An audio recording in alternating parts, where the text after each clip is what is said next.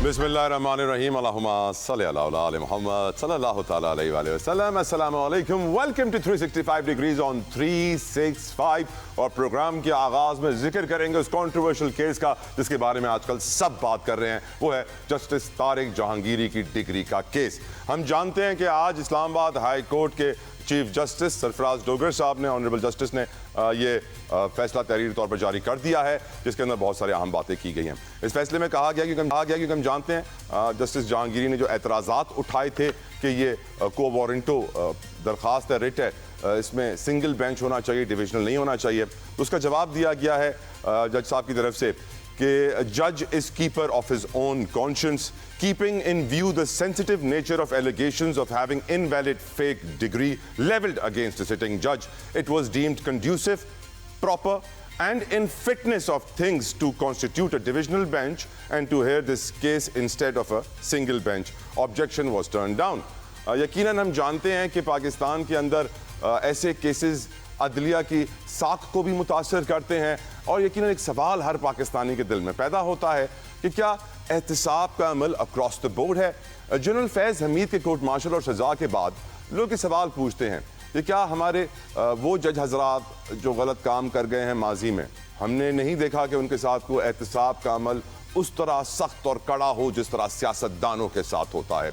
हमने बहुत दफ़ा देखा है अपने बड़े बड़े सियासतदानों को, नवाज शरीफ साहब हों, जरदारी साहब हों, दूसरे लीडर्स हों पाकिस्तान के, वो साबिक चीफ जस्टिस के नाम लेकर कहते हैं कि उन्होंने जुल्म किया, उन्होंने बिल्डिंग कराई, उन्होंने ये किया, उन्होंने वो किया, जुडिशल एक्टिविज्म, सुओ मोटो की सियासत।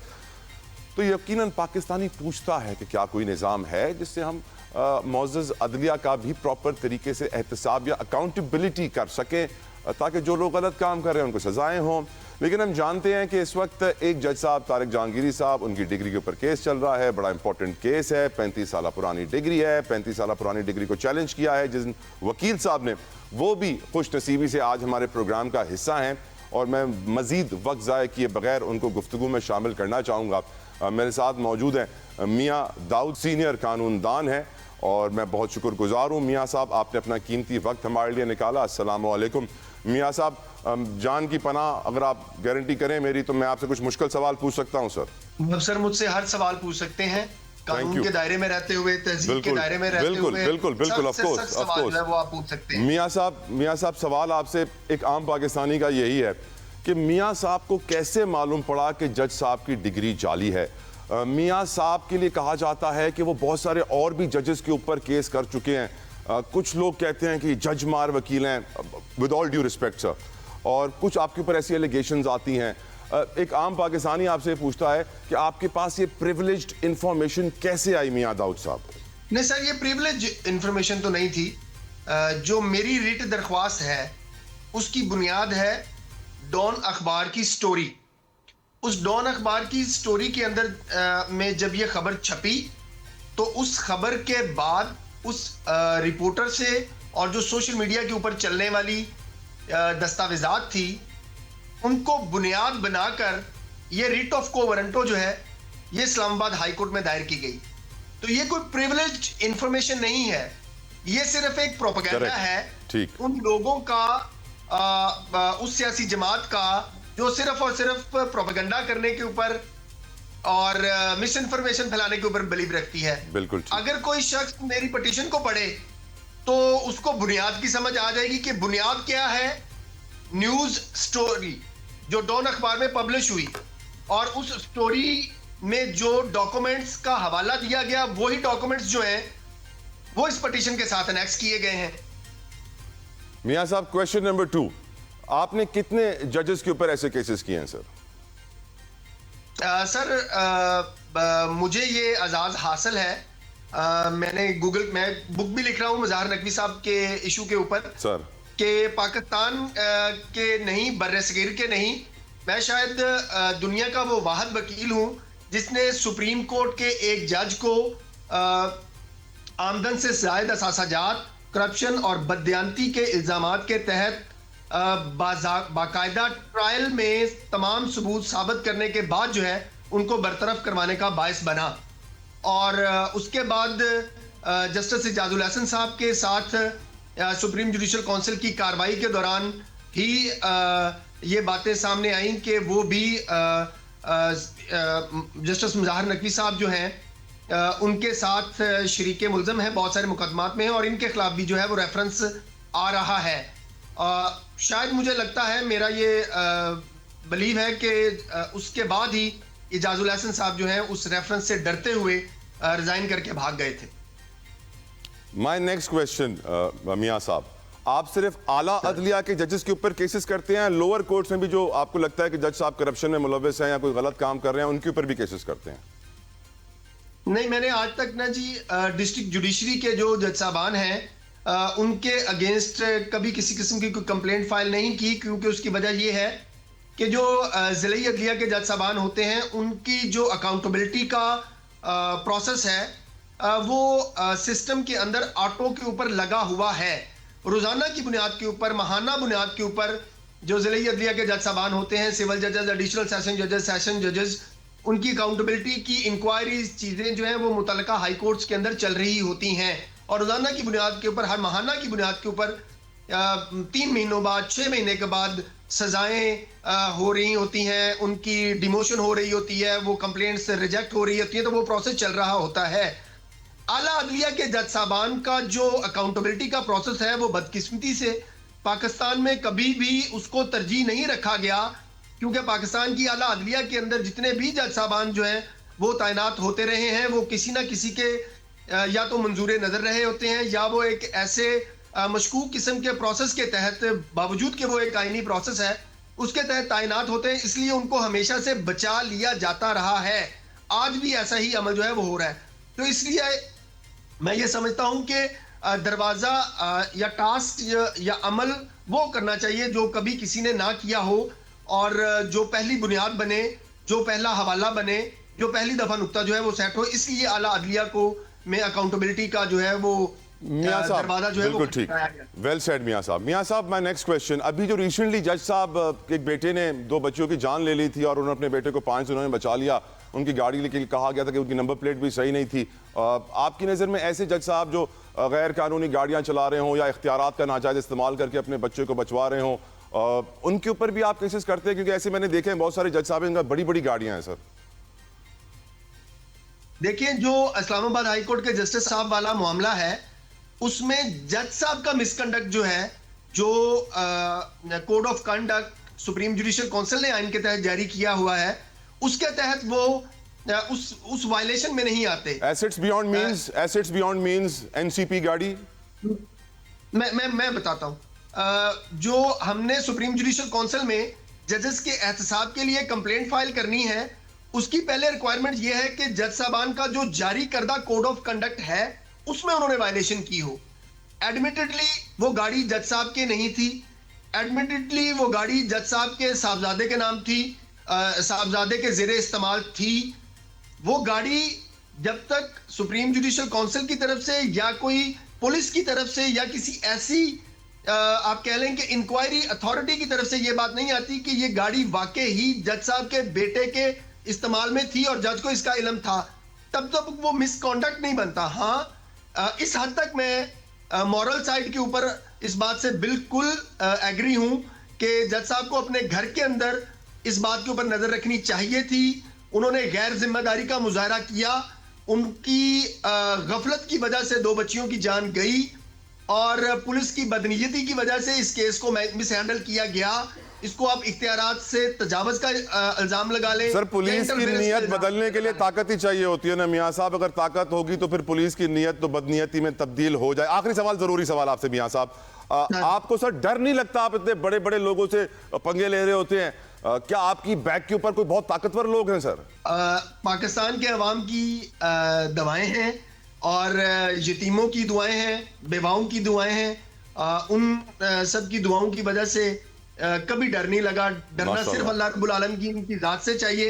अगर अल्लाह रब्बुल आलमीन ने मेरी जिंदगी तवील लिखी हुई है तो दुनिया का कोई भी शख्स जो है उसको कम नहीं कर सकता। अगर मेरा वक्त जो है वो कल आ गया है, आज आ गया है, तो कोई बंदा मेरी एक सांस में इजाफा नहीं कर सकता। इसलिए डरना किसी से नहीं चाहिए, सिर्फ अल्लाह ताला की मियाँ ज़ात से साहब हमारे डरना साथ चाहिए। रहिए, मियाँ साहब हमारे साथ रहिए। हमें पैन कर रहे हैं पीपल्स पार्टी के सीनियर लॉयर हैं, सीनियर रहनुमा है कादिर खान मंदोखेल साहब, पीटीआई से अहमद अवैस एडवोकेट साहब। मंदोखेल साहब, मियाँ दाऊद साहब की आपने गुफ्तगू सुनी है, वो कहते हैं कि यकीनन एहतसाब का अमल जज साहिबान का भी होना चाहिए। आपका ओपिनियन जो कार्रवाई आज हुई और जो डोगर साहब ने आज तहरीरी फैसला जारी किया जहांगीरी साहब के हवाले से, उसके ऊपर आपकी राय मंदोखेल साहब? देखिए, पहले बात तो ये है कि बिल्कुल मियाँ दाऊद साहब एक दलेर आदमी है, वरना इनकी गर्दन में आग डालना इतना आसान नहीं होता है, खासकर जजेस की बात कर रहा हूँ। लेकिन मियाँ दाऊद साहब से मैं ये भी उम्मीद रख रहा हूँ एज ए वकील, एज ए समाजी कारकुन, कि जस्टिस ने अपने बेटे को एट द स्पॉट पहुंच के और उन मासूम बच्चियों को अस्पताल ले जाने की बजाय अपने मुलजिम बच्चे को फरार कराए, जो कि मीडिया बता रही थी उस वक्त नशे में था। दूसरी बात है, एक जज है जो कि अमेरिकन नेशनल आइडेंटिटी उसके पास है, तो क्या पाकिस्तान का कानून इस चीज का, एक काउंसलर, एक MNA MPA दोहरी शरीयत में नहीं बन, और फैसल वाडा साहब का केस आपके सामने मैंने लड़ा, तो क्या एक हाई कोर्ट का जज दोहरी शरीयत हो सकता है? और उसके खिलाफ वो जो माजी में 6 रुकनी बेंच बनाई थी जस्टिस मियां गुल औरंगजेब साहब ने लोगों को चुप करने के लिए, और 2 एंकर को नोटिस भी जारी किया है। अहमद अवैस साहब, your opinion on the whole situation sir? देखिए, ये अमल जो है ये तो एक जुल्म के ऊपर इसकी बुनियाद है, क्योंकि इंसाफ के तकाजे ना पूरे हो रहे हैं और एक जज को सिर्फ इस बात की सजा दी जा रही है कि उसने इंडिपेंडेंटली कोर्ट कंडक्ट किया और मुलजिम के को बुला जो वागवार कराने के लिए बाकायदा हुक्मनामे पास किए और इनको सबको अदालत में खड़ा किया लाके। ये उसकी रिटेलिएशन में हो रहा है, जो उनकी डिग्री को ये इसको कहते हैं 3 पढ़िए कॉन्स्टिट्यूशन का, तो ये आर्टिकल 3 स्टेट एक्सप्लॉयटेशन की बदतरीन मिसाल है। ये देखिए, जब गवर्नमेंट बन जाती है कि मशीनरी, स्टेट मशीनरी जो है उसके डिस्पोजल पे है और हर रिकॉर्ड जो है गवर्नमेंट का, वो किसी लेवल पे भी हो, वो उसके कंट्रोल में है।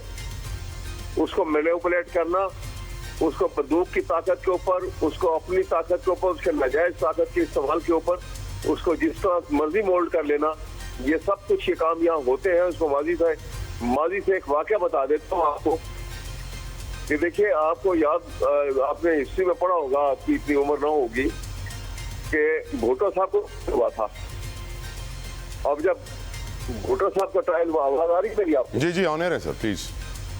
भुट्टो साहब का ट्रायल हुआ तो हाई कोर्ट ने फुल बेंच, लास्ट बेंच ने उनको सजाए मौत सुना दी यूनानिमसली, और फिर उसकी अपील सुप्रीम कोर्ट में हुई। तो वहां पे स्प्लिट डिसीजन था कि 5 जजेस ने सजाए मौत दी थी और 3 जजेस ने उनको ऑनरेबल बरी कर दिया था। और उसके बाद क्योंकि वो मेजॉरिटी डिसीजन था, उन्होंने उनको सजाए मौत का हुक्मनामा जो है उसके ऊपर अमल दरामद किया, उनको फांसी दे दी।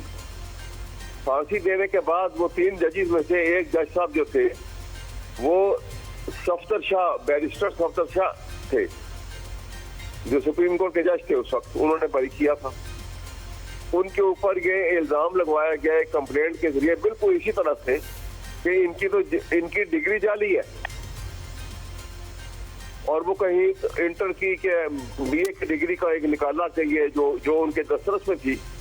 उसके बाद यानी उन्होंने BA किया, LLB किया, हिस्ट्री की, वकालत की, मेंबर बने और उसके बाद फिर वो हाई कोर्ट के जज एलिवेट हुए, फिर सुप्रीम कोर्ट के जज एलिवेट हुए। हर जगह उनका रिकॉर्ड स्क्रूटनाइज किया गया, कहीं पे उनके मतलब ये इतराज नहीं आया किसी को कि ये जाली डिग्री है।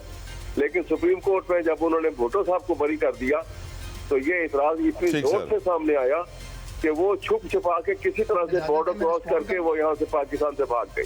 पाकिस्तान में एक दुआ आम तौर पे ज़रूर दी जाती है कि अल्लाह ताला थाने से बचाए, अस्पताल से बचाए, अदालतों से बचाए। अदालतों में वही जा पाते हैं जिनके पास इजाफी पैसा हो, टाइम हो। आम आदमी के लिए अदालतों की कार्रवाई किसी टॉर्चर से कम नहीं होती। केस में 15-20 साल लगना कोई नई बात नहीं होती। 26वीं 27वीं तरमीम के बाद हुकूमत का यह दावा था अदलिया बेहतर होगी, हमारी अदलिया इंटरनेशनल रैंकिंग में अफगानिस्तान के बराबर आती है। इससे हम अंदाज़ा लगा सकते हैं कि हमारी अदलिया कहाँ खड़ी है। कि ट्रांसपेरेंसी इंटरनेशनल की रिपोर्ट हो उसमें कहा जाता है अदलिया करप्ट है, दूसरी रिपोर्ट्स हो उसमें कहा जाता है कि अदलिया में 99% साइलिन समझते हैं कि करप्शन ही करप्शन है। मियाँ दाऊद साहब जैसे वो लॉयर्स हैं जो इस करप्शन के खिलाफ आवाज़ उठाते हैं, आई एम ग्रेटफुल और मैं उम्मीद करता हूँ कि वो आगे भी उठाते रहेंगे, specially in lower judiciary. Mandokhel साहब, I would like to start this discussion from you. 26वीं 27वीं तरमीम के जो वादे आवाम से किए थे, स्पेशली बिलावल साहब ने कि जल्दी इंसाफ मिलेगा, क्योंकि उनकी मेहनत के बगैर तो ये हो ही नहीं सकती थी अप्रूव। तो जो उन्होंने वादे किए थे वो पूरे होते हुए नजर नहीं आ रहे। अदलिया में इंसाफ बर वक्त मिलना, दूसरे इशूज बहुत ज़्यादा हैं। आपकी नज़र में आज पाकिस्तान की अदलिया का हाल 26वीं 27वीं तरमीम के बाद 28वीं पक रही है, योर ओपिनियन सर? जितोई साहब, पहले तो ये है कि 26वीं तरमीम के बाद या 27वीं जो आईनी अदालत की बात हो रही थी, जहां मैं आपको याद दिला दूं आपके नाजरीन के लिए कि बीबी शहीद और नवाज शरीफ साहब के बीच में जो मिसाक जमहूरियत साइन हुआ था, जिसमें मौलाना फजल रहमान साहब और इमरान खान साहब ने भी उसको हामी भरी थी और कहा कि हम साथ हैं इसमें।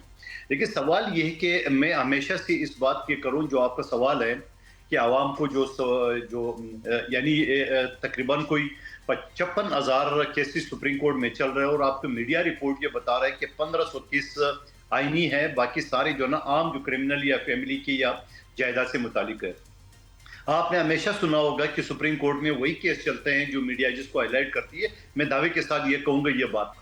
और फिर ये बदकिस्मती है, ये दोनों मेरे सीनियर मुगला साथी सुन रहे हैं कि बेंच नंबर 1 में बाकायदा मीडिया का एक डेस्क बना हुआ है और जो जज साहब ने कोई भी बात कही है, मैं डायलॉग नहीं कहूंगा, और वो जाके धड़ाधड़ जो ना वो आ जाती है मीडिया पे जो ना ब्रेकिंग न्यूज। और जब वो केस का कॉपी आप निकालते हो कि आज क्या ऑर्डर होगा, तो उसमें सिंपली एडजर्न हो जाता है या 2-4 जुमले हो। जो ब्रेकिंग न्यूज मीडिया वाले चलाते हैं वो कोई नहीं होता है।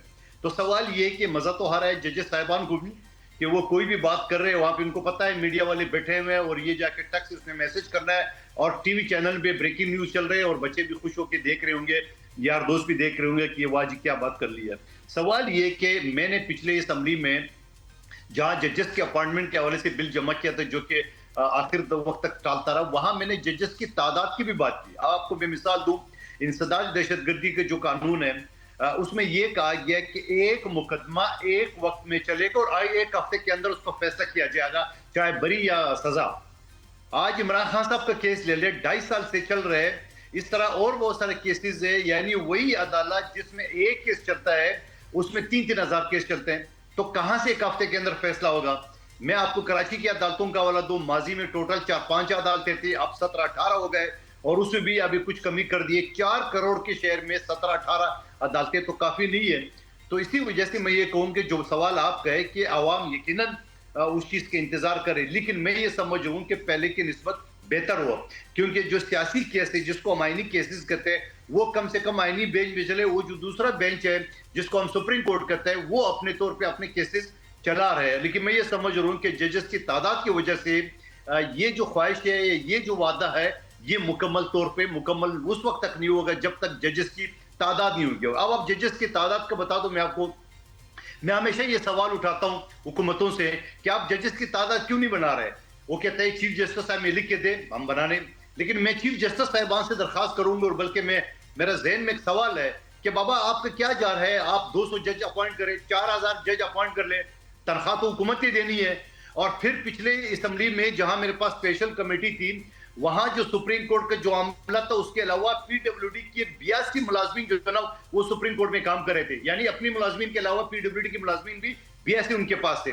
तो सवाल ये है कि अदलिया जो ना ये माली शाली से निकल के जजेस अपॉइंट कर ले। पाकिस्तान में 4-4.5 लाख वकील है जो काबिल वकील है और मेरिट पे कर ले, इंटरव्यू ले ले, टेस्ट ले ले, उनके केसेस देख ले, तब जाके अपॉइंट करे। चाचे मामे बांजे भतीजे अपॉइंट ना करे। बहुत अच्छी बात कही आपने। I really appreciate what you have said Mandokhel साहब। अहमद अवैस साहब, योर ओपिनियन 26वीं 27वीं के असरात अदलिया पर, 28वीं की तैयारी क्या लग रहा है सर? कहाँ है हमारी अदलिया आज? देखिए, मैं आपको बताऊं कि मंदोखेल साहब है भी बहुत अच्छे आदमी और अच्छे तरीके से गुफ्तगू करना एक उनका वसीला है, मुझे अच्छा पसंद भी है।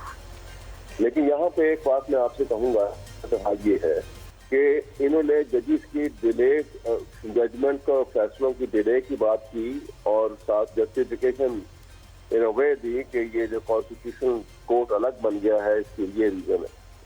चंद केसेस हैं जो सिर्फ कॉन्स्टिट्यूशनल मैटर है जो उनके पास आए गए जिसके लिए इतना बड़ा बेंच बनाया गया, वो कोर्ट बनाया गया। चलिए उस पर बात में करूंगा। डिले की जो ये गुफ्तगू करते हैं, डिले को अगर आपने पाकिस्तान के अंदर रहते हुए, पाकिस्तानी होते हुए एक हसास दिल के साथ उन लोगों की तकलीफ का एहसास करते हुए कि जो अदालतों में फंस गए यहाँ से, तो आपको लोड जुडिशरी का पहले जिक्र करना पड़ेगा, जहाँ लाखों केस पेंडिंग है और कोई पुरसाने हाल नहीं है और वहाँ करप्शन का जो हाल है कोई रोकने वाला नहीं है। ये इससे गालिबन ये स्लिप कर गए हैं उनकी नजर से ये बात। अगली बात सुनिए, डिले का जो रीजन ये बात करते हैं कि 2-2 इमरान खान का 2.5 साल, इमरान खान केस 2.5 साल इस वक्त इसलिए हो गया कि एस्टेब्लिशमेंट और ये हुकूमत चाहती है कि ये इसको लेट किया जाए, इनको जेल में रखा जाए। और इमरान खान के ही 3 केसेस का फैसला 10 दिन में सुना दिया गया।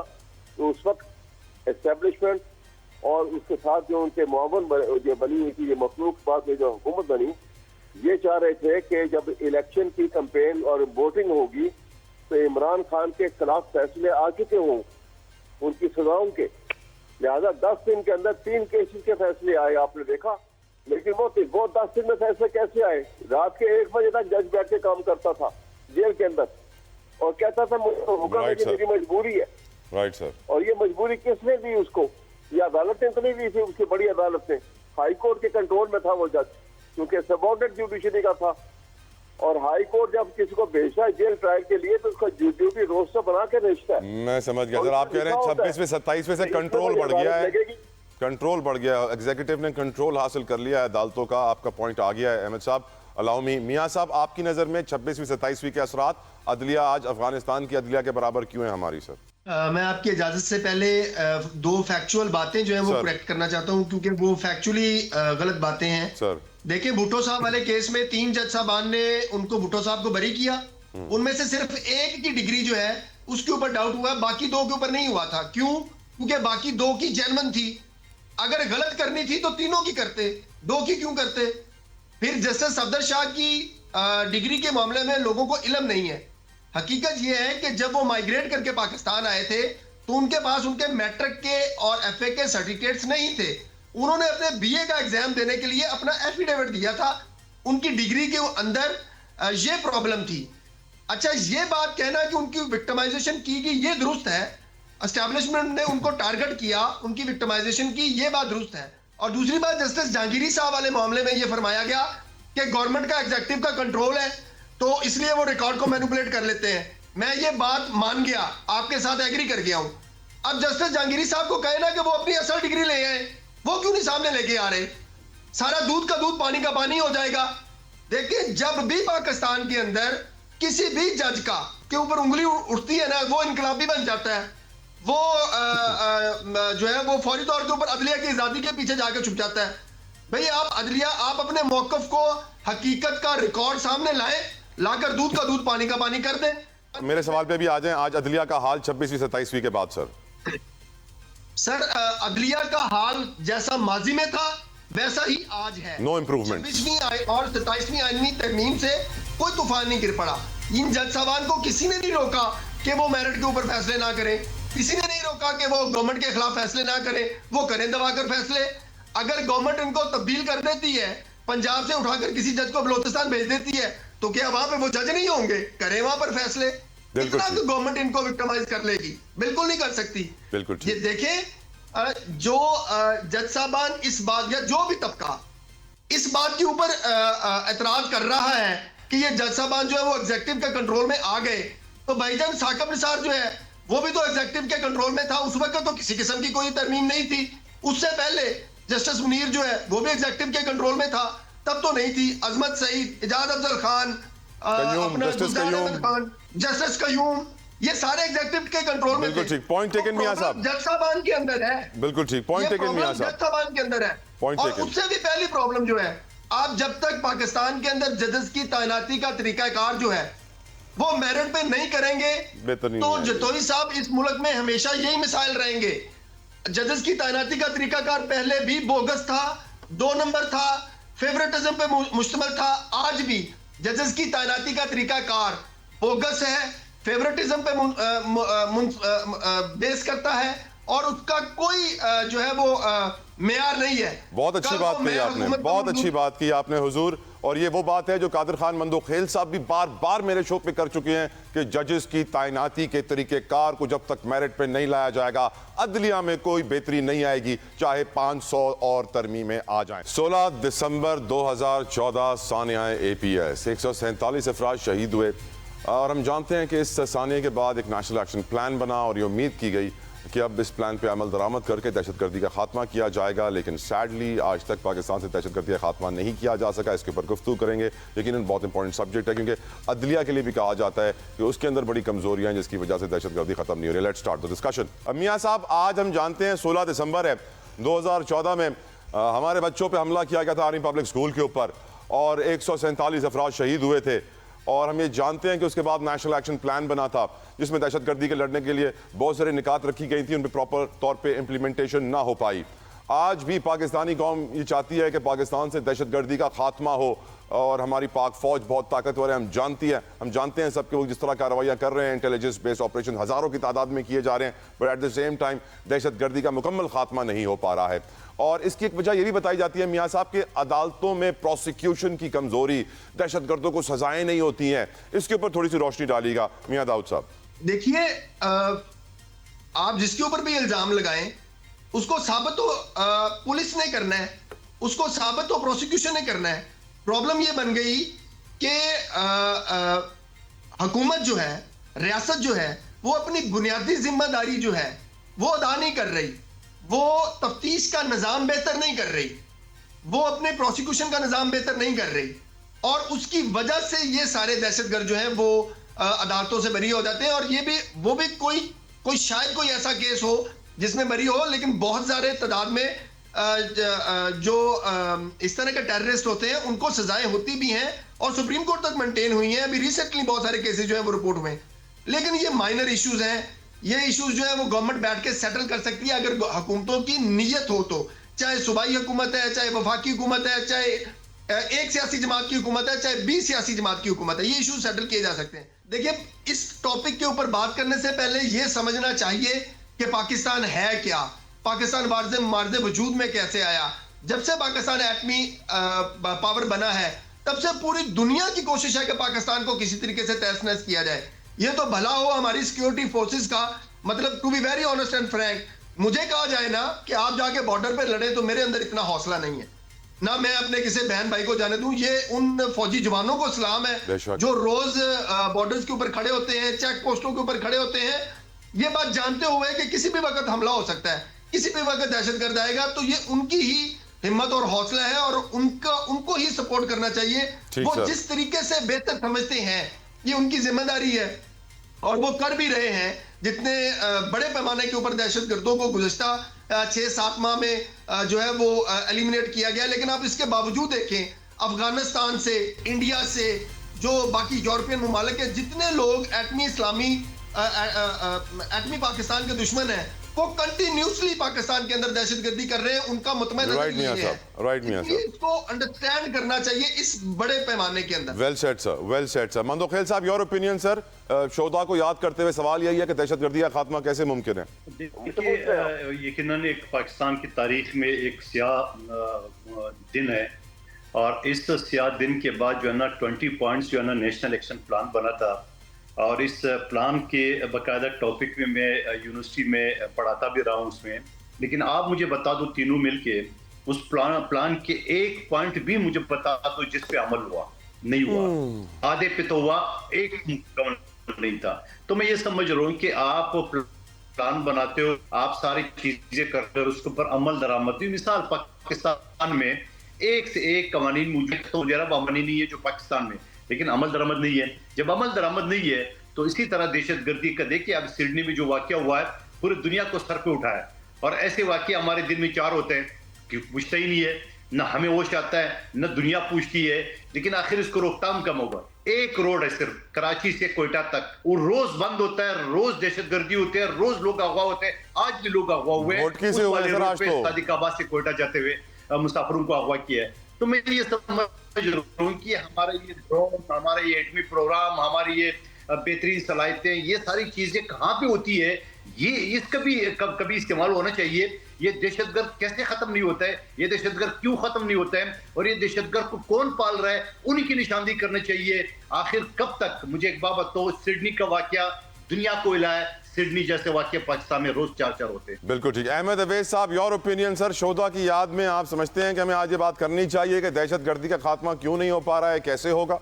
देखिए जदोई साहब, ये कोई शक नहीं है कि बहुत तकलीफ दे वाकया था जिसकी निशानदही आपने की, और ये एक पाकिस्तान की हिस्ट्री का एक बड़ा अंदोलनाक वाकया है। लेकिन इससे भी 1000 गुना बड़ा वाकया आज के दिन 16 दिसंबर को फॉल ऑफ ढाका है। I agree sir. एक लफ्ज चाहिए था कि हम उसके मुतालिक भी बात करते आज के प्रोग्राम में कि ये थैंक यू सर, आपने की। I really appreciate it. Please आप करें।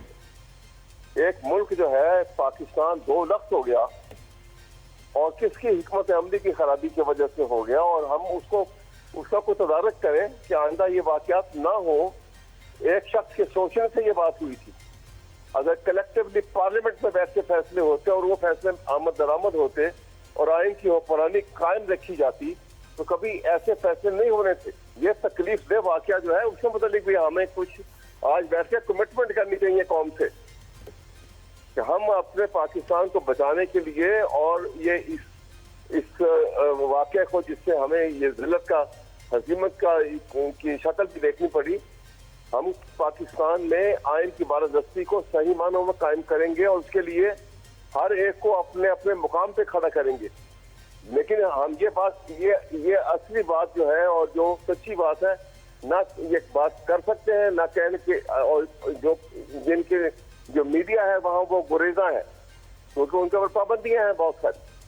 तो मुझे बड़ी तकलीफ हो रही है आज ये देखकर। I stand corrected sir, I stand corrected. मैं आपका शुक्रिया अदा करता हूं अहमद साहब कि आपने मेरी करेक्शन की, और यकीनन मैं आपसे एग्री करता हूं कि ये एक ऐसा सानिया है जो हमें याद रखना चाहिए और अपनी माजी की गलतियों से सीखना चाहिए ताकि अपने मुस्तकबिल को बेहतर बना सकें। बहुत बहुत शुक्रिया एडवोकेट अहमद अवैस साहब, बहुत बहुत शुक्रिया कादिर खान मंदोखेल साहब, बहुत बहुत शुक्रिया मियाँ दाऊद साहब आपके कीमती वक्त के लिए। प्रोग्राम का वक्त तमाम होता है, लेकिन यकीनन we need to remember our history repeats itself and it is right now repeating again.